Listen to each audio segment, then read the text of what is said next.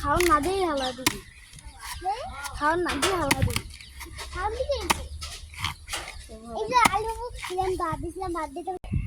এবার ঠেলা দিলে হয়ে যাবে না মামা?